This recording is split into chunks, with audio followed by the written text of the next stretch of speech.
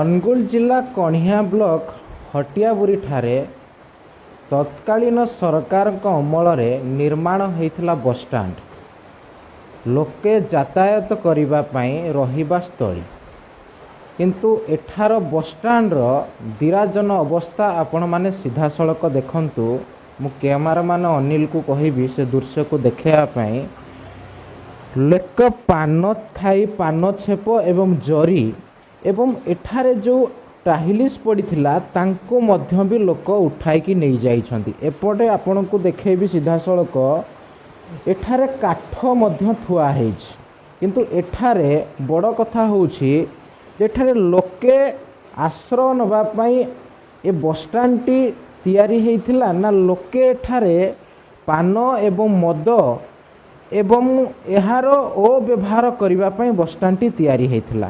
ଆମ ପାଖରେ ଏ ରାସ୍ତା ଦେଇ ଯାତାୟାତ କରୁଥିବା ଲୋକେ ସାଧାରଣ ଲୋକେ ଅଛନ୍ତି। ଆସନ୍ତୁ ଆମେ ସିଧାସଳଖ ତାଙ୍କ ସହିତ ଆଲୋଚନା କରିବା। ସାର୍, ଏହି ରାସ୍ତା ଦେଇ ଆପଣ ଯାତାୟାତ କରୁଥିଲେ କିନ୍ତୁ ଏଠାରେ ଆପଣ ଆଶ୍ରୟ ନେବା ପାଇଁ ଆସିଛନ୍ତି, କିନ୍ତୁ ଏହି ବସଷ୍ଟାଣ୍ଡର ଦୁରାଦନ ଅବସ୍ଥା କ'ଣ ଅଛି? କ'ଣ କରିବା, ଇଏ 3-4 ବର୍ଷ ପୂର୍ବରୁ ଏ ବସଷ୍ଟାଣ୍ଡ ହେଇଛି, ରିପେୟାରିଂ ହେଇଛି। ସେ ସମୟରେ 4 ବର୍ଷ ପୂର୍ବରୁ ରିପେୟାରିଂ ତ ଟାଇଲ୍ସ ପଡ଼ିଥିଲା, ସବୁ ସଜବାଜ କରାହେଇଥିଲା। ଏମିତିକି ଗାଈ ବାଇ ନ ପଶିବା ପାଇଁ ବି ଗ୍ରିଲ୍ ମଧ୍ୟ ଲଗାହେଇଥିଲା।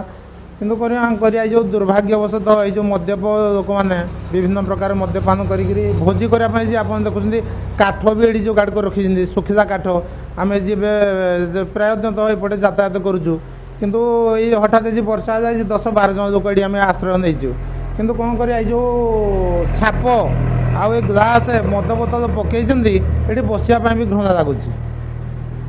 ଏ ବିଷୟରେ ନେଇକି କ'ଣ କରିବା, ସେ ସମୟରେ ତ ସେ 24 ବର୍ଷର ସରକାର ତାଙ୍କର ଚେର ଦିଏ ମଜବୁତ ରହିଥିଲା, ତେଣୁ ଇଚ୍ଛା ଅନୁସାରେ ଏ କାମ କରିଛନ୍ତି। ତାର ସେ ଯେଉଁ କଣ୍ଟ୍ରାକ୍ଟରକୁ ଦେଇଛନ୍ତି ସେ କଣ୍ଟ୍ରାକ୍ଟର କାମ ବି କରିଛନ୍ତି, ଟାଇଲ୍ସ ବି ଉଠି ଯାଉଛି। ଆପଣ ଏବେ ବି ହାତ ମାରନ୍ତି, ଏ ଟାଇଲ୍ସ ବି ଉଠି ଯାଉଛି।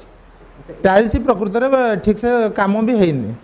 ସରକାର ଭଲସେ ନିର୍ମାଣ କରିନାହାନ୍ତି। ନା ନା, ସେ ସମୟରେ ମଦ୍ୟପ ବ୍ୟକ୍ତିମାନେ ଅପବ୍ୟବହାର କରୁଛନ୍ତି, ମଦ୍ୟ ପିଇ ପାନ ଛେପ ପକାଇ, ସେମାନଙ୍କୁ କ'ଣ କହିବେ ଆପଣ? କ'ଣ କରିବା, ସେମାନଙ୍କ ତ ବାରମ୍ବାର ମୁଁ ଏ ବର୍ଷ ଏ ଖରା ଦିନେ ବି ସେଠି ବ୍ୟାନର 2ଟା ବଡ଼ ବଡ଼ ସେ ଯେଉଁ ଇଏ ଟିଣ ପ୍ଲେଟ୍ରେ ବି ଦେଖିକି ଦେଇଥିଲି ନା ମଦ୍ୟପ ଦରକାର ଦୟାପୂର୍ବକ ଏଇ କାଚ ଶିଶି ଗୁଡ଼ିକୁ ନ ଭାଙ୍ଗିକି ରଖିଦିଅନ୍ତୁ। ଯାହାଫଳରେ ମୁଁ 4 ବସ୍ତା କାଚ ବି ଗୋଟେଇକିରି ଗଦା ହେଇଛି। ଏବେ ବର୍ଷା ହେଉଛି ଦେଖେଇ ହେବନି, ନହେଲେ ଦେଖେଇଥାନ୍ତି। ସେ ଆର ପାଖେ 4 ବସ୍ତା କାଚ ବୋଧେ ସେ ଫଟେଇ ଦେଉଛନ୍ତି। ଯାହାଫଳରେ ଆଉ 8-10 ବର୍ଷ ପରେ ଆମେ ଯେଉଁ ଜମିବାଡ଼ି ଯେଉଁ ଚାଷ କରୁଛୁ, ଚାଷ ବି ଜମି ବିଲରେ ବି ଆଉ ପଶି ହେବନି, କାରଣ ଯେଉଁ ଭଙ୍ଗା କାଚ ଏଇ ବର୍ଷାରେ ସବୁ ଧୋଇ ନେଇକି ବିଲରେ ପଶିବ।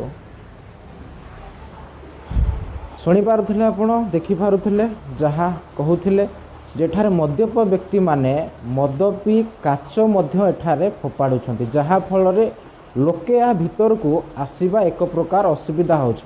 ବଡ଼ ଖବର ଯେ ଏଠାରେ ନିର୍ମାଣ ହୋଇଥିବା ବସଷ୍ଟାଣ୍ଡର କୌଣସି ଫଳକ ନାହିଁ। ଇଏ କେତେ ଟଙ୍କାରେ ନିର୍ମାଣ ହୋଇଥିଲା ବସଷ୍ଟାଣ୍ଡ ତାହାର କୌଣସି ଫଳକ ମରା ନାହିଁ। ଇଏ ଦେଖାଯାଉ ସରକାର ଏହାର କେବେ କାର୍ଯ୍ୟାନୁଷ୍ଠାନ ଗ୍ରହଣ କରୁଛନ୍ତି। ଅନୁଗୁଳ କଣିହାଁରୁ କୈଳାସ ଚନ୍ଦ୍ର ନାୟକ ରିପୋର୍ଟ, ନିର୍ଭୀକ ନ୍ୟୁଜ୍।